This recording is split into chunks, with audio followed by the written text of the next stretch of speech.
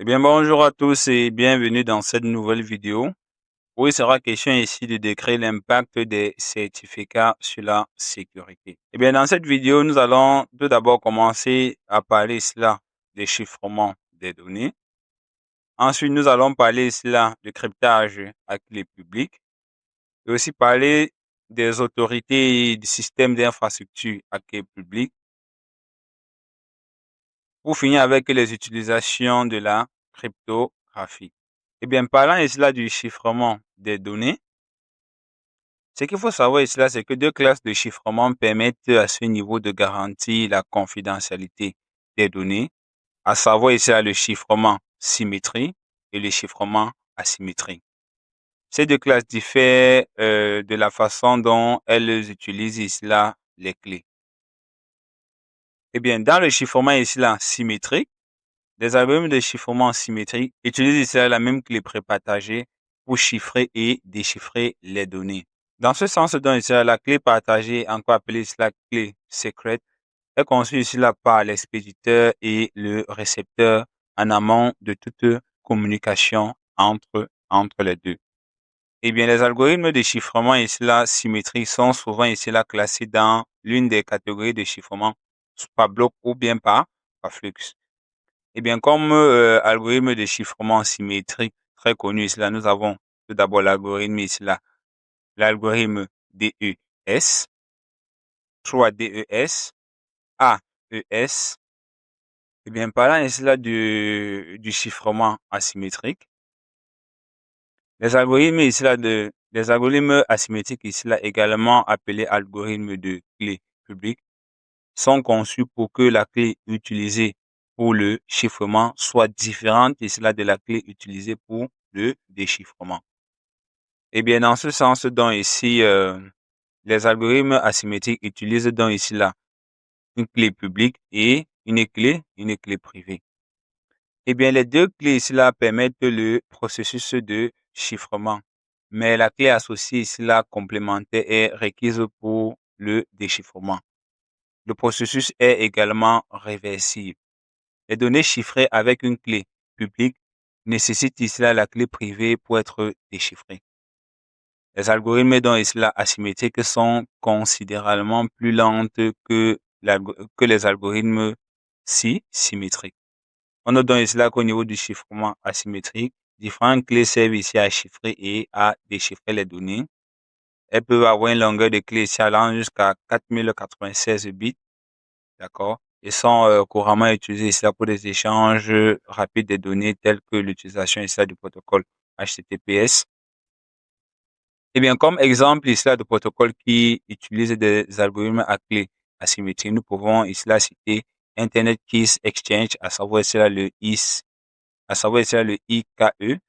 qui est généralement utilisé ici là dans le VPN IPsec, le SSL, à savoir ici là le Secret Shell, le SSH ou encore le PGP, à savoir ici le Peter God Private Privacies. Eh bien, comme exemple ici de chiffrement asymétrique, nous avons ici par exemple le DH, à savoir ici là de Diffie-Hellman, le DSS, le DSA ou encore ici le RSA. Eh bien, toujours ici dans le chiffrement de données, ce qu'il faut savoir ici c'est que les algorithmes de chiffrement symétrique ici sont souvent classés dans l'une des caractéristiques de chiffrement, soit ici là par bloc ou soit ici là par flux. Eh bien, dans le chiffrement par bloc à ce niveau, ce chiffrement, en fait, transforme un bloc de texte en clair d'une valeur fixe en un bloc de texte crypté de 64 à 128 bits. Eh bien, le chiffrement par bloc ici, là, comment comprend les chiffrements DES et AES avec une taille de bloc respectivement de 64 et 128 bits. Et pour le chiffrement ici, là, par flux, eh bien, ce chiffrement ici, en fait, chiffre un texte en clair à raison d'un bit ou octet à la fois. Eh bien, c'est un chiffrement c'est un chiffrement qui est plus rapide que le chiffrement par bloc, car c'est un chiffrement ici là qui correspond à un chiffrement par bloc avec une taille de bloc d'un seul bit ou d'un seul octet. Eh bien, comme algorithme, cela, nous rencontrons cela comme algorithme, l'algorithme RC4 et A5, utilisé cela pour le chiffrement des communications de téléphonie cellulaire GSM. Eh bien, parlant ici là de la cryptographie à clé, à savoir ici la PKCS. La cryptographie ici à clé publique est un ensemble de standards cryptographiques utilisés ici là pour sécuriser les communications numériques. Elle repose ici là sur l'utilisation de deux clés distinctes, à savoir ici la clé publique et la clé privée. Bien, parlant ici là de la clé privée, elle est utilisée ici là pour chiffrer les données et peut ici là être partagée librement avec tout le monde. Et parlant ici là de la clé privée, elle est ici utilisée pour déchiffrer les données chiffrées à l'aide de la clé publique. Elle doit ici là être gardée secrète. Eh bien, le certificat numérique ici, dans ce sens, ceci est une sorte ici là de carte d'identité numérique. Ça peut être ici soit une carte d'identité électronique, pardon, ou ici un badge de sécurité qui permet ici là, qui vérifie ici l'identité d'une personne, d'un site web ou ici d'un serveur ou d'un appareil.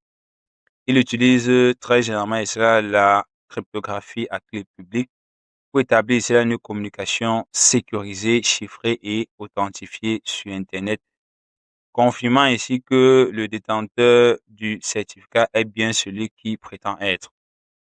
Ces certificats sont émis ici là par une autorité de confiance que l'on appelle généralement CA, à savoir ici là l'autorité de certification. Eh bien, parlant ici là de la signature numérique, ce qu'il faut savoir, c'est que la signature numérique ici là, est une technique qui est généralement une technique mathématique utilisée ici là pour assurer l'authenticité, l'intégrité et la non-répudiation. Eh bien, les signatures numériques sont couramment ici utilisées dans les deux situations suivantes. Première situation ici là, dans le cadre ici là des certificats numériques, on a ici aussi la signature de code. Eh bien, ce qu'il faut aussi savoir ici, c'est que trois algorithmes DSS ou Digital Signature Standard sont ici utilisés pour générer et vérifier les signatures numériques. Comme algorithme DSS, nous avons tout d'abord ici le DSA pour Digital Signature Algorithm. En second lieu, ici, là, nous avons le RSA. Et enfin, ici, nous avons le ECDSA, qui est ici, là, en fait, une nouvelle variable ici, là, de l'algorithme DSA. En d'autres termes, ici, là, un certificat permet ça de vérifier l'identité et une signature vérifie ici, là, que quelque chose provient ici, là, de cette identité qui a été vérifiée ici, là, par le certificat. Eh bien, parlant ici, là, des autorités et du système d'infrastructure à clé publique, eh bien, les principaux éléments ici là de PKI sont, tout d'abord, nous avons ici là les certificats PKI qui contiennent ici là la clé publique d'une entité ou d'un individu. Comme autre élément ici là, nous avons la banque de certificats qui se trouve ici là généralement sur un ordinateur local. Ensuite, nous avons ici là l'autorité de certification PKI qui est généralement ici un tiers de confiance qui délivre ici là des certificats PKI aux individus et aux entités après avoir vérifié cela leur identité. Et enfin, ici, nous avons ici la base de données des certificats. La base de données des certificats ici là, qui stocke les certificats approuvés par l'autorité de certification. Eh bien, dans ce schéma, par exemple, Bob ici là demande ici un certificat à l'autorité ici de certification. L'autorité de certification ici à son tour ici authentifie Bob et enregistre ici là le certificat PKI de Bob dans la base de données de certificat. Bob donc ici là reçoit ici là son certificat numérique de l'autorité de certification. Ce certificat donc ici est utilisé chaque fois que Bob veut communiquer ici avec d'autres parties. Pour maintenant communiquer ici donc avec d'autres parties ici, à l'occurrence ici là Alex. Bob ici là donc va communiquer ici à Alice ici là son certificat PKI. À son tour donc ici là, Alice ici là reçoit le certificat numérique de Bob et communique ici avec l'autorité de certification pour pouvoir valider cela l'identité de Bob. Bon, voici donc ici le processus de communication entre un CA et deux personnes qui veulent communiquer. Dans ce sens, donc ici, là, un certificat d'une CA est signé ici et validé par une autorité extérieure de confiance que votre navigateur connaît et croit. Un certificat auto-signé est signé ici là par son propre créateur. Une autorité ici là que votre navigateur ne reconnaît pas et eh bien, parlant ici là de l'utilisation de la cryptographie, la question ici est de savoir quand ici l'entreprise peut-elle utiliser une infrastructure PKI.